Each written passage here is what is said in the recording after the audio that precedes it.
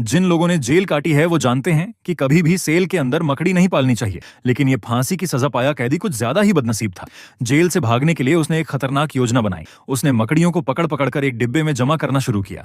हर रोज उनके लिए टिड्डियां लाता, जैसे उसने उन्हें अपने पालतू बना लिया हो। कमरे के एक कोने में एक और छोटी सी रहस्यमयी मकड़ी छिपी हुई थी। कैदी ने उसके लिए तो अलग से एक शाही भोजन तक तैयार किया था, लेकिन उस डिब्बे में आखिर था क्या? एक कॉकरोच जैसे ही अंदर गया, डर के मारे भाग निकला। कैदी बस उसे खाते हुए देखकर मुस्कुरा दिया। तभी दो जेल के गुंडे गुस्से में उसके सेल में घुस आए। उन्हें उस आदमी का अजीब व्यवहार बिल्कुल पसंद नहीं आया और आज उसे सबका सिखाना था। एक गुंडे ने उसका मुंह दबा दिया, दूसरे ने उसकी उंगली तोड़ दी। फिर उन्होंने मकड़ियों वाले डिब्बे उठाए और जमीन पर दे मारे।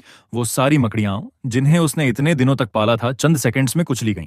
कैदी गुस्से और गम में चिल्ला रहा था, लेकिन गुंडों पर कोई असर नहीं हुआ। उनका इरादा था सारी मकड़ियों को उसके सामने ही मार डालना, लेकिन जैसे ही एक ने डिब्बा उठाया, एक मकड़ी सीधे उसकी आंख पर कूद पड़ी और काट लिया। गुंडा एक आंख से अंधा हो गया। गुस्से में आकर उसने सारे डिब्बे तोड़ डाले।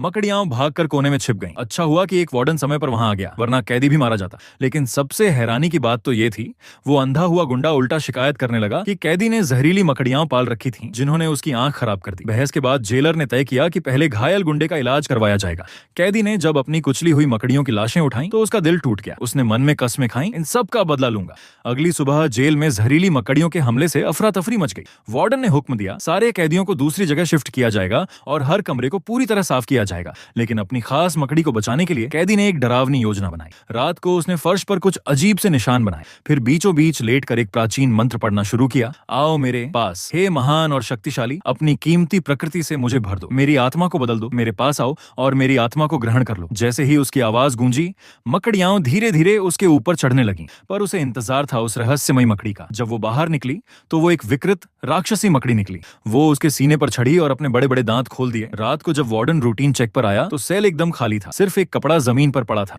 जैसे ही वार्डन कुछ कहने ही वाला था, एक मकड़ी का झाला उसके हाथ से लिपटा और उसे ऊपर खींच लिया। वो चीख रहा था, लेकिन छूट नहीं पाया। तभी उसके पीछे से एक अजीब आवाज आई। उसने मुड़कर देखा, एक मकड़ी आ रही थी, लेकिन उसका चेहरा इंसान का था। कैदी और उसकी मकड़ी अब एक हो चुके थे। जब तक वार्डन कुछ समझ पाता, तब तक वो एक सूखी हुई लाश बन चुका था।